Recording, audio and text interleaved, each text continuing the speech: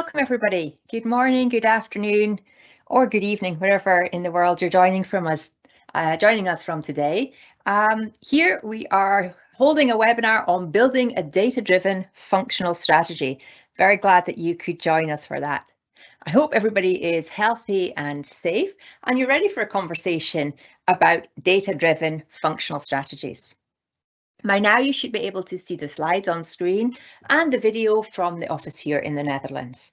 My name's Jennifer Loughridge, and I'm the Principal Consultant from Loughridge Transformations.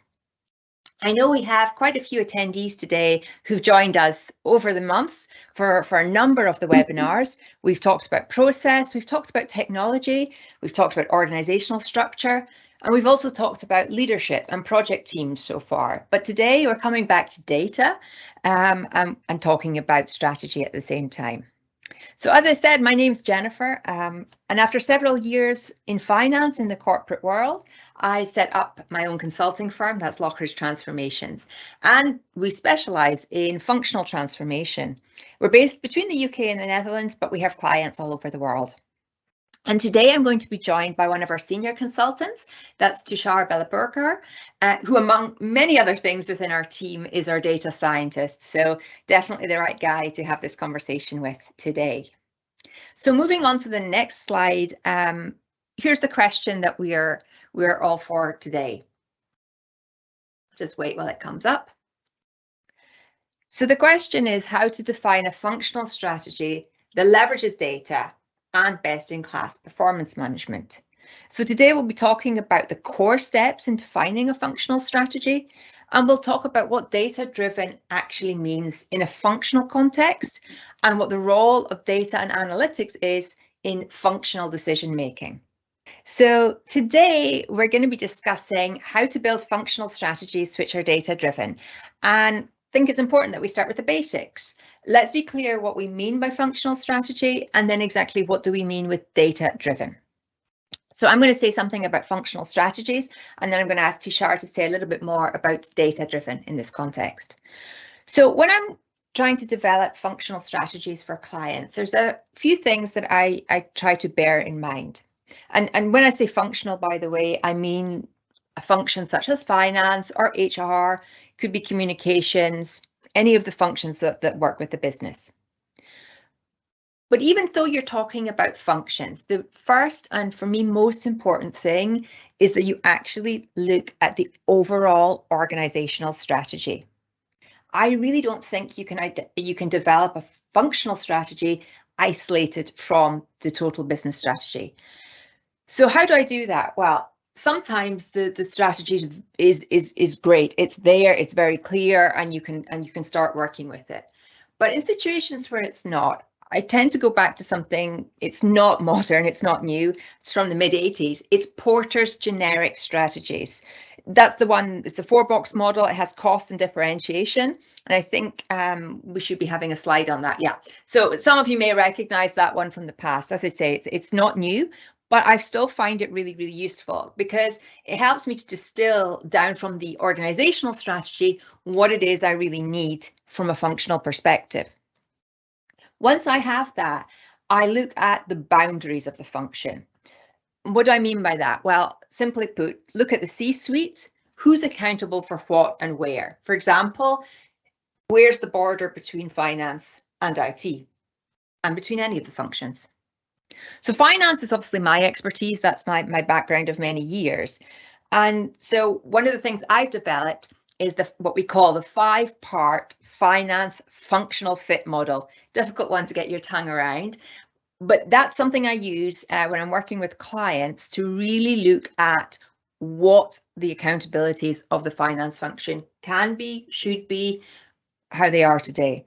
And if anyone's interested in more details on that one, because I'm not going to go into it in any detail now, do put a question in the Q&A or drop me a line after the webinar, and I'm happy to go into a little bit what that model actually looks like and how you use it. So recapping, at this point, you know the organizational objectives, you know what the competitive positioning is, you know what the accountabilities and boundaries are between the functions, and now you can start looking at functional objectives. Okay, so that was a quick run through on what a functional strategy can look like. Tushar, why don't you take us through data-driven now? Over to you.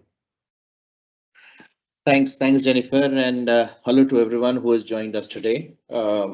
Thanks for taking out time today, and I hope you will enjoy today's session. So Jennifer, coming back to your question, you asked what data-driven means, and then let me start with the basics. I feel when decisions are based on data instead of intuition, it is then data-driven approach. It is as simple as that. And a strategy or whatever strategy an organization is trying to build, when it is built upon a data-driven approach, it uses facts and hard information rather than the gut instinct. Now, having said that, data-driven approach has its own merits. It becomes much easier to be more objective in decision making when we are using the data-driven approach.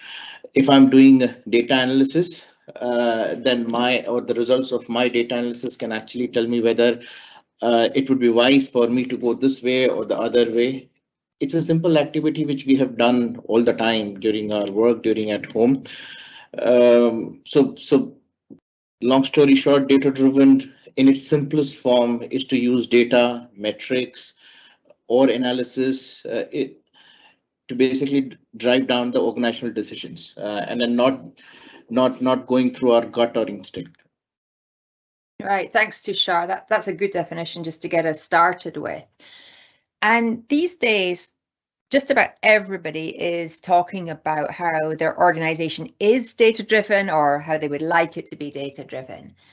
And it's not really too surprising because you see surveys around. I saw a recent one by Gartner, and the respondents to that survey, 65% of them said that decisions are either more complex, so there's more stakeholders involved, or that they have an increased number of choices. So decision making isn't getting easier these days. And back to what Tushar was saying, it just gets much more difficult to rely on your gut with that kind of complexity of decisions to be made.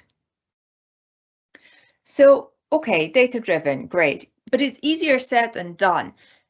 What I've sometimes seen, especially early in the maturity of an organization when it comes to data, one of the first things that leaders do is they start asking their questions. They frame their questions from a data-driven perspective. So, that's great. They're starting to ask questions in the right way. However, if the organization doesn't have the means to answer those questions using data, you don't really get very far. So it needs to be more than just that. The other trick you sometimes see is organizations think, oh, let's introduce this tool. Let's do some digitalization in our processes, or let's even do a digital transformation. Then we'll be there. Again, the tool isn't everything that you need to really be data driven. So if it's not just about that, what is it then? So I often say, and we have a slide with it, that you can start with data, but data needs to become information, which you can then generate insights from, and on that basis, you can make the intervention, which is usually in the form of a decision made in an organizational context. So let's dig into this a little bit. What does this look on a practical level? What do you think, Tushar? Yeah, you're correct, Jennifer. And as you indicated, that a data-driven strategy is just far more than looking at numbers. And if you remember, traditionally, leaders used to make decisions based on theory, instinct, practices, or gut feeling. And I completely agree that at times they must be using numbers to support their decisions. But interpreting those numbers and making business sense out of it is still a matter of an individual opinion, and that individual opinion again was a result of their own filter of experience, and hence there come the bias. Now that's not the same as data-driven approach. A data-driven strategy is based on a systematic collecting and analysis of data to derive insights, as I said earlier. Now, given an example, looking at the sales numbers at 10,000 feet high, or even looking over a set of website analytics is just not enough. I mean, forming a biased opinion and false assumption is quite easy without a systematic data analysis. You also spoke about the clarity on organizational objectives before formulating a strategy, and I really like that because that's the whole essence. And so I feel an impactful strategy should be based on organizational objectives and not on the technological reforms. Technology keeps on changing in the market all the time, right? I mean to say, use technology to serve your organizational strategy and not the other way around. Technology can actually help you to generate data, reports, logs, nice visual dashboards, etc. But finally, the leaders are the people who will ultimately use this data to make the right decision, keeping the organizational objectives as at the epicenter. So I feel data-driven approach also means leveraging the data analytics to harness the value of data fully. Now, today, the most invaluable asset for an organization is not their physical assets, the building, the furniture, not obviously not that. It's actually the data or the information which gives a competitive edge to the business. So organization needs to develop a systematic framework which enables the organization to get the higher ROI on the data usage. Yeah, no, I think that's it. I mean, what you're describing is that to get from information to insight, you need analysis. And that's why we often find both data and analytics mentioned in one breath. Makes sense. Having said that, though, you do still come across leaders who argue, and maybe they have their reasons, that because they've got many years of experience, that's what they should take. That's the basis for decision taking, right? I'd actually argue that you need the combination of both. So you need that experience, but if you combine it with using data in the right way, that's where it becomes really powerful. So I would argue you shouldn't have one without the other. But if there's still people not convinced by all of that, I mean, we know, well, I know, Tushar, I know you well, that you come from a data background, so you love numbers. It makes sense that you're interested in this, but maybe this is just a little bit biased from you, or do you want to say more? Yes, so on a lighter note, yes, you can say that.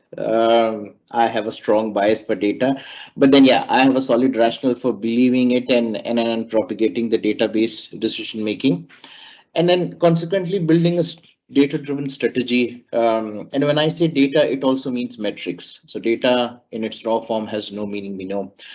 Now, what makes me a fan of data-driven is basically the deeper insights, and then these are the deeper insights which replace subjective opinions with rational facts.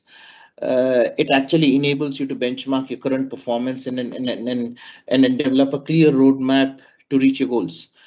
We then are now able to take decisions based on data, so we better understand the impact of every business decision we take. This way, every option what we choose is supported by logical rationale. And I personally have leveraged data to know the emerging threats, new trends, and changes in the industry, which has really helped me to change faster than others. And this is my personal experience, but data has the power to capitalize on new business opportunities as well more quickly than competitors. Now, same concept can be scaled to the organizations as well.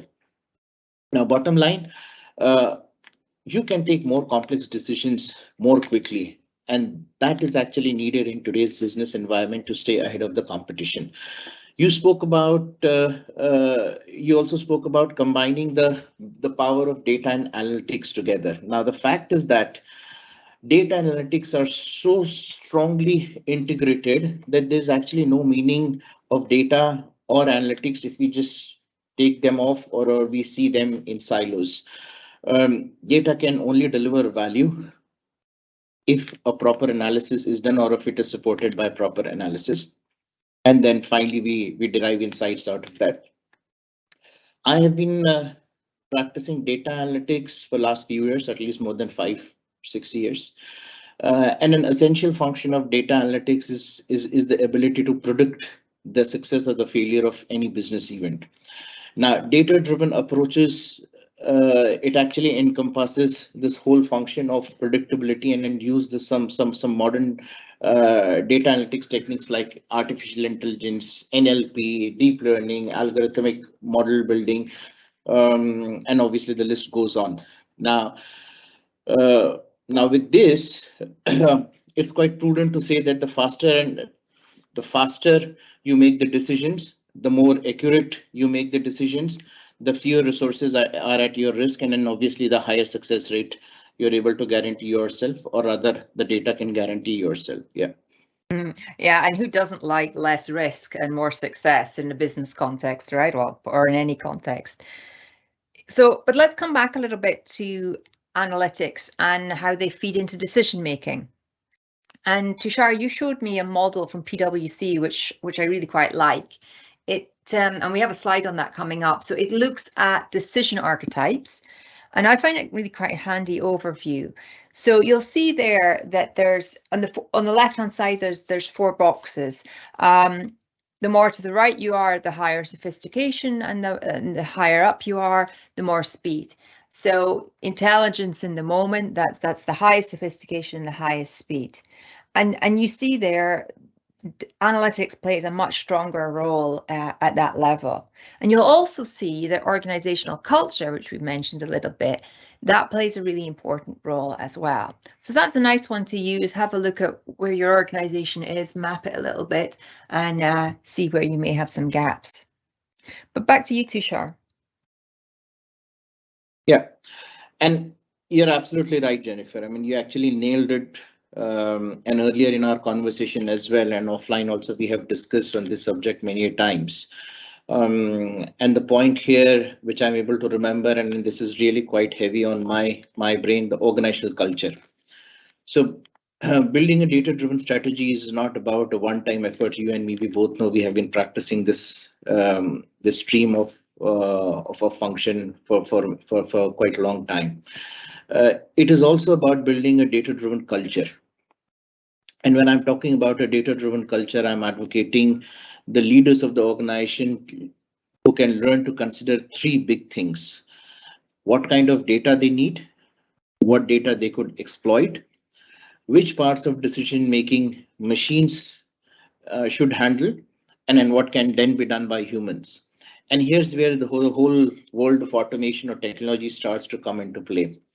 No, so again, in a nutshell, if leaders are trained and used to take database decisions, it will be handy not just in a BAU phase or a normal business as usual phase, but also in times of crisis, and I mean business crisis. So yeah, I mean data is everywhere.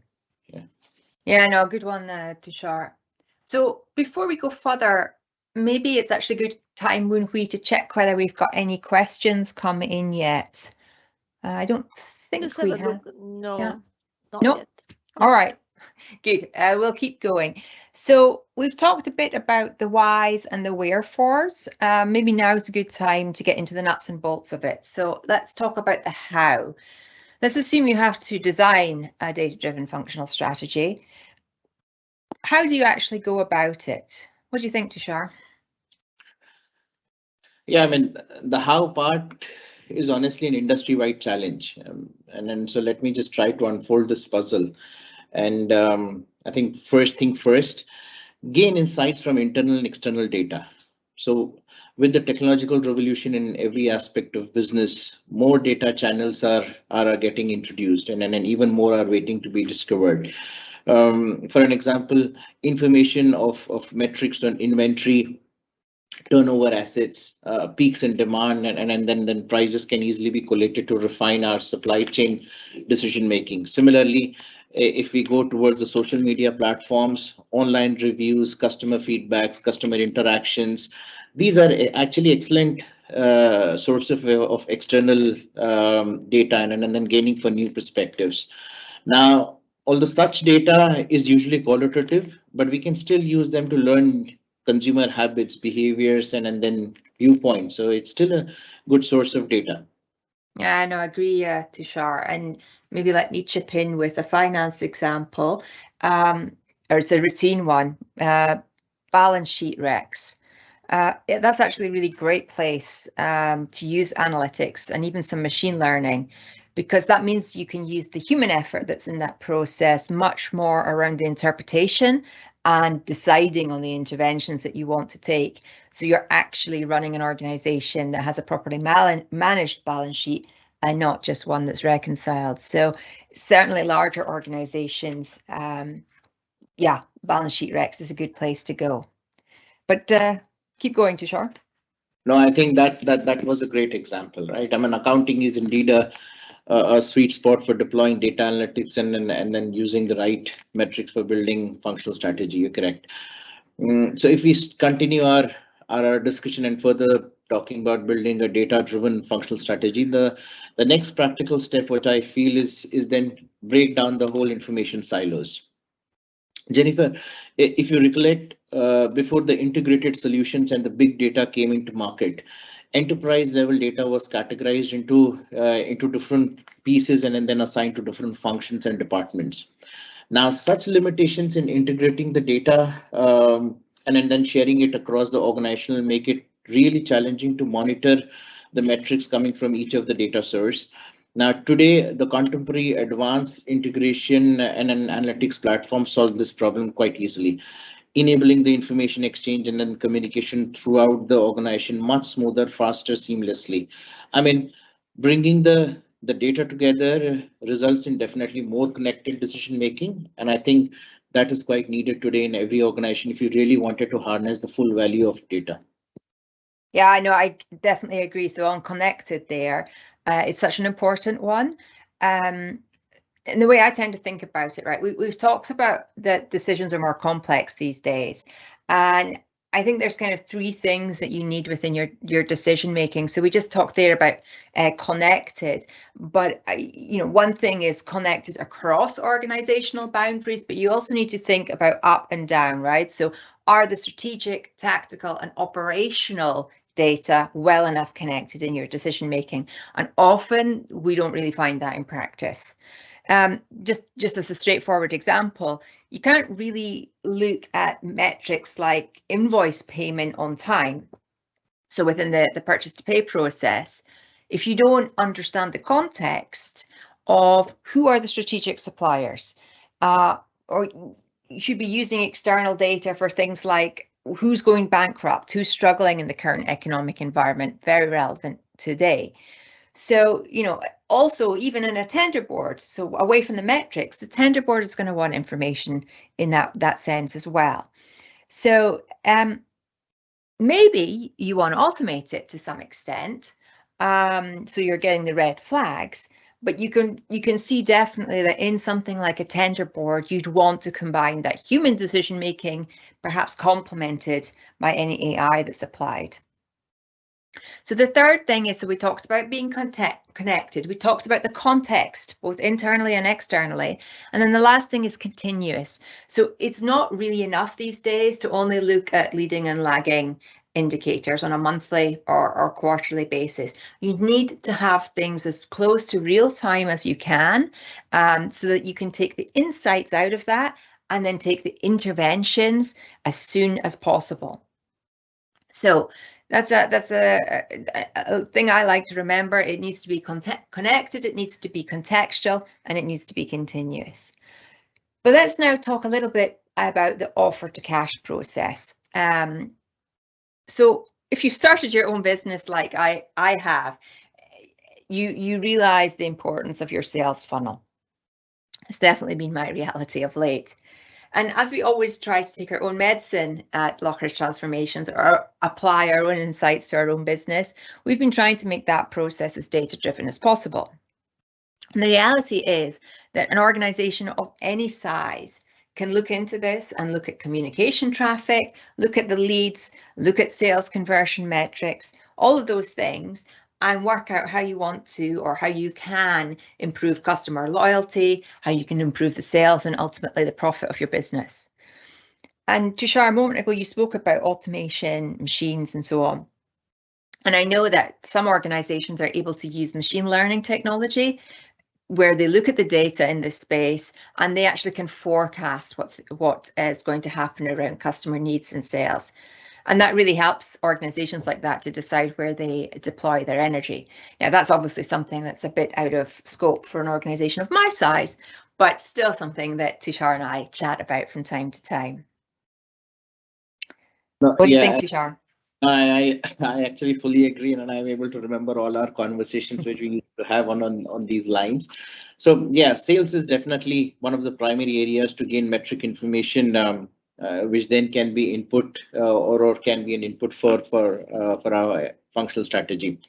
Now, and then building upon your point, I would say use then this data to forecast and enhance business outcomes. I mean, why do we forecast or predict the data? Is just we wanted to increase the revenue or save the cost. So that's the whole objective. Earlier in our conversation, we discussed that the primary goal of data collection is to gain insights and then predict the future outcomes. We can do by using predictive models for forecasting. Now, for example, forecasting solutions actually use real-time data for let's say warehouse or point of sale systems. Now, these solutions use customer behavior to make predictions for future demand. And in this way, you can optimize stock levels. And it's not a rocket science. I mean, everybody knows that excess inventory actually kills margins. So the whole idea is that yes, how we can actually forecast using the best of the technology today, which is available through data science, and then how we can enhance our business outcomes or profitability. Yeah, no, I agree. And for finance people on the line, maybe one that resonates is risk management, because predictive modeling is more and more being used there. And maybe people know, but the mathematical models there, what they do is they make visible the variables responsible for changes in historical data. And that's the thing which allows you to understand what could be happening in the future and what the probability of those future events are. Correct, and that is actually a good one. Now, there's a huge demand of data science in banks and financial institutions just because of the higher risk involved in their nature of business. Another example which I can think of, which is quite popular, is Amazon. It is actually the predictive analytics behind the whole sales recommendations which they make to you. It's all based on what you have previously purchased and then how's the behavior of the other customers who have bought the similar stuff. Now, Amazon has been quite innovative in using their data across the sales, and not just sales, in fact, many processes. This is just one example, but it is undoubtedly a large part of their success today. Now, coming back to your original discussion, now when we have reached to a stage where we have got the data maturity to the extent that our data models are predicting close to accuracy, then we make a big leap, is basically transforming the whole company using these data insights. And then that's where the whole gold or the whole treasure lies. Yeah, that's it. And that's probably a good place for us to round off, because this is only the first part of a two-part webinar. On November the 3rd, we'll be having a discussion around executing the strategy and the transformation that you can achieve in that way. So I'll be giving more details about that towards the end of today's session. So I think this is the moment where we can start to move to Q&A. So just as a reminder, we have a slide that shows again how you can open the Q&A function. You just need to click the icon to the right of the leave button, and there you can put your name in and your question. And when as she explained earlier, she needs to publish the questions, so don't get too concerned if you don't see your question coming through immediately. You'll also see on the screen there a QR code, and that's actually for our feedback survey. So very much appreciate if you can take a few minutes, and it's no longer than a few minutes to complete that. So it really helps us out, helps us decide how to improve and new topics to take going forward.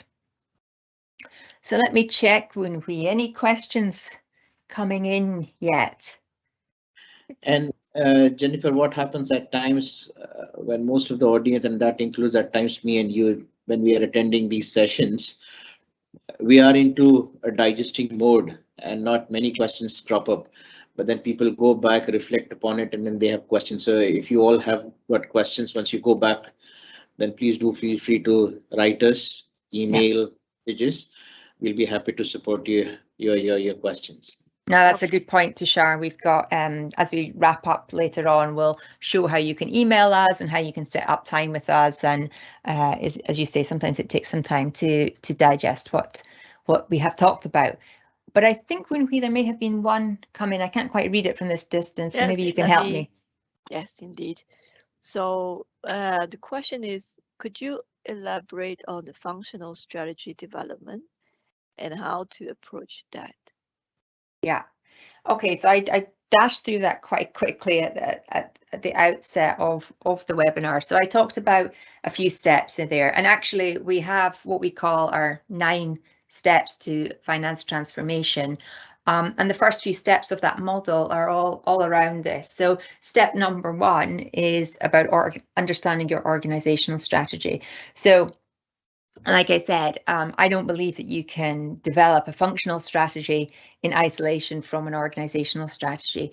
You need to know what the differentiations are versus your competitors, where you sit within from a competitive positioning perspective, and you need to understand where cost is.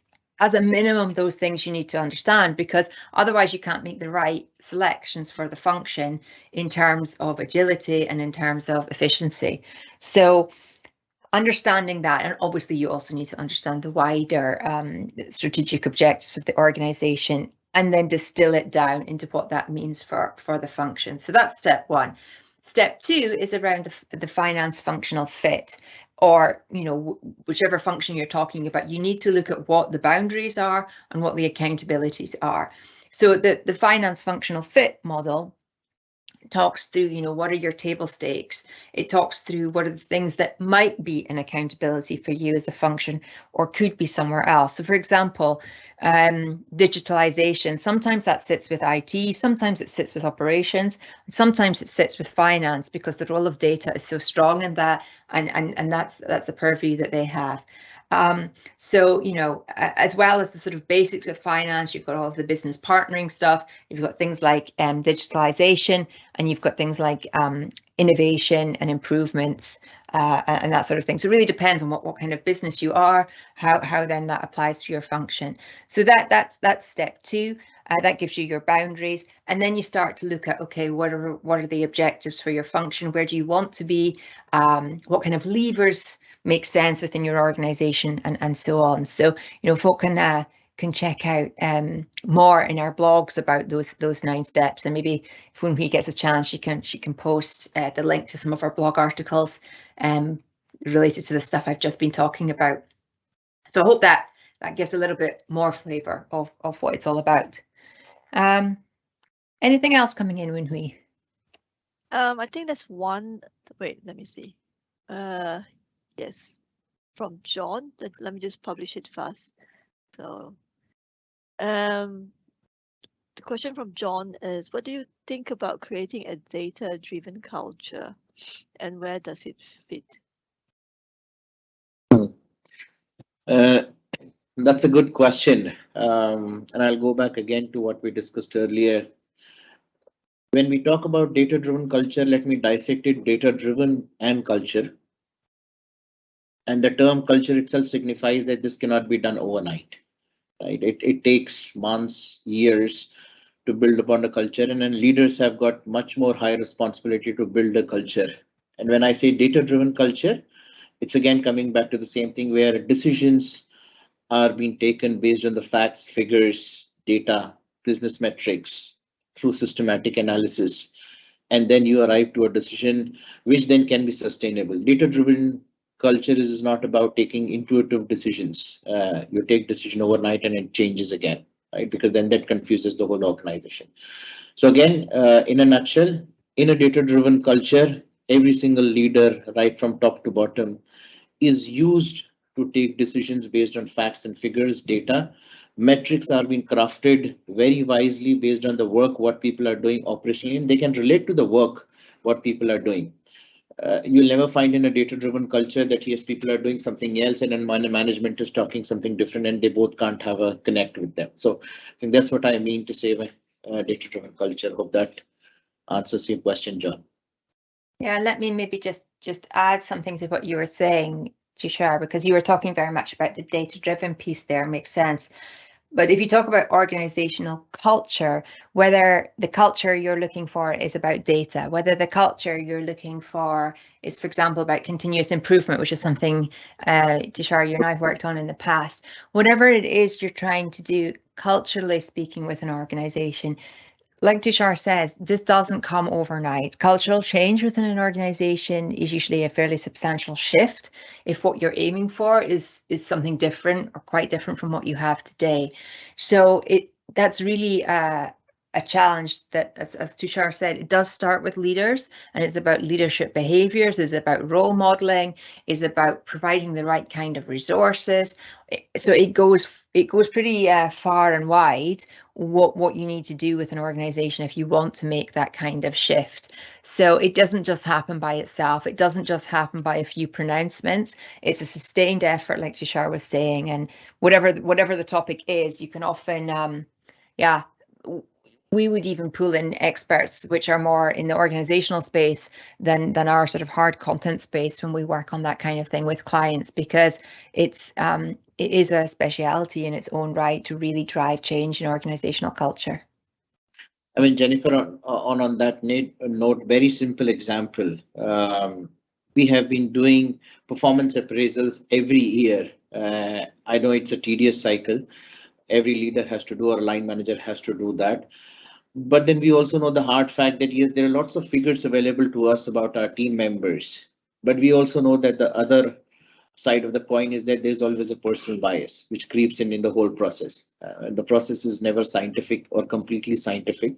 There's always a human decision making element which is present there. Now that decision making, is it based on, again, facts, numbers, data, metrics, or is it your own personal experience, your own personal bias? Now changing that mindset itself completely for an individual can take years. Yeah. Now, if one individual takes years to change, we are here now talking about the organizational culture, so we can think about the magnitude of the change. Yeah, and it depends as well, like what industry you're in, or what are kind of the values of the organization that you work in. You know, some organizations, they're kind of ripe for being more data driven because maybe they have a very technical nature. They're used to using data in certain technical decisions and so on. So, you know, that's a kind of easier win. But if you're in an organization which is, yeah, just set up very differently, and you know, is much more focused on understanding customer dynamics or whatever it might be. You know, if you're used to dealing with a lot of qualitative situations, you may not be so ready and ripe to start using data. It doesn't mean that you shouldn't do so, but it just means that the steps that you need to take could be a bit more extensive to get there. Yeah, no, agreed. All right. Hope that was a bit of an answer. Yeah, as Tushar said, people can always get in touch with us after this call if they want to dig into anything a wee bit deeper, or we didn't maybe quite answer your question. Sometimes it's hard with just a few lines to know exactly what the question is really getting at.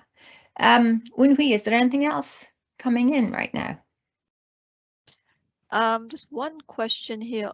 Then the question is, you spoke about making decisions based on the right data or metrics, but at times we struggle with how we even know whether we have the right data or are measuring the right metrics. I'm gonna take that one. Okay, Yeah. I think that's one for Tushar, maybe. No, I was actually expecting a question on these lines, because this is always a challenge with the leaders, or at least people who are responsible to devise the business metrics. So I think the answer is quite simple. Your key metric should always be closely tied to your primary objective. We have been discussing this in our session as well. And these key metrics are never static. It depends on what exactly you wanted to achieve. At some point of time, your organization can say that, fine, I need more revenue, and at later you would want a consistent growth. Now, the key point here is to choose the metric that is clearly indicating that where are you now, and then where do you really want it to go, or what are your goals. I'll not get into the details of the leading and lagging indicators. That may be too much in the interest of the time of which we are left with.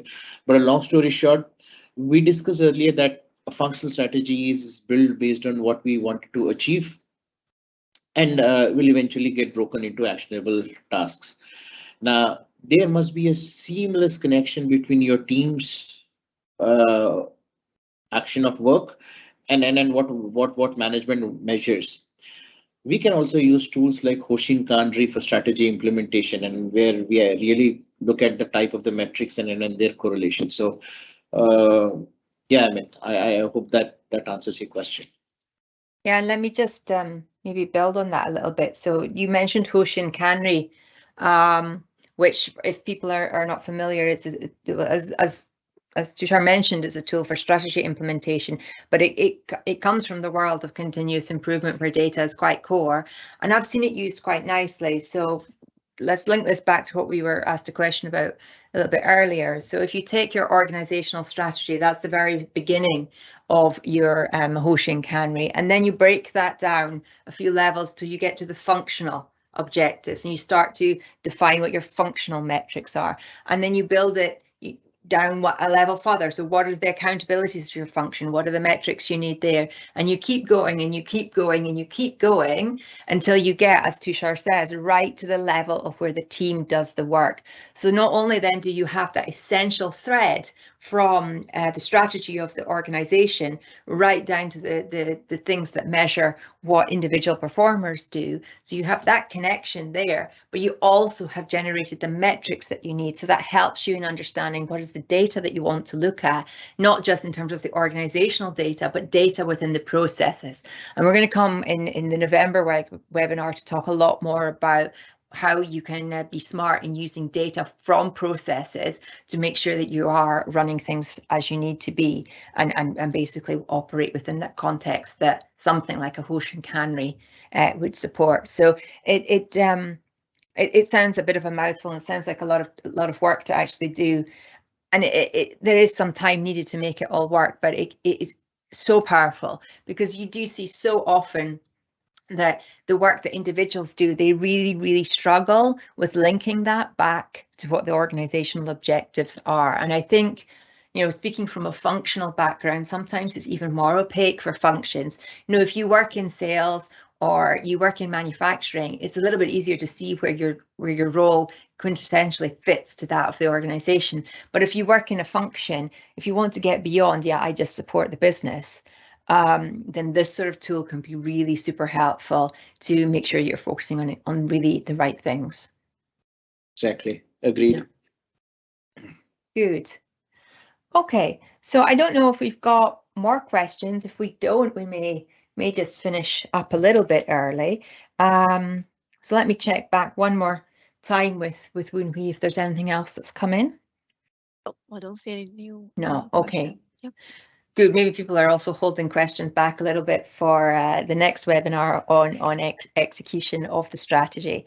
So, well, let me move to thanking you for joining us today. Thanks for the questions, and I hope you've enjoyed the session that we've had. Certainly, I've enjoyed it. I know Tushar has too. And as we've said a few times, we're very happy to stay in touch or to take follow-up questions after the webinar. So on the screen at the moment, you'll see the LinkedIn for both Tushar and me. Do send us a connection request if you'd like. And you'll also see our email addresses there if you want to get in touch. And we've also put up on the screen there how you can schedule a meeting with us. So if you just go to that link, you can then choose a time with any one of the team actually that's free in our calendar, and you can have a short call with us to have a bit of a follow-up discussion.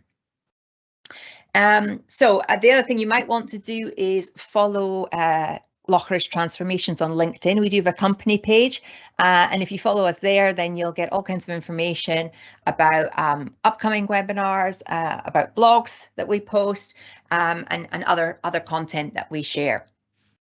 Talking about next webinar, so I've mentioned the November webinar a few times already. So today we've been talking about building the data-driven strategy, and the next logical follow-on from that is, of course, executing that strategy. So for the November one, I'm going to be joined by a guest. That's Diederik Badon-Gijben.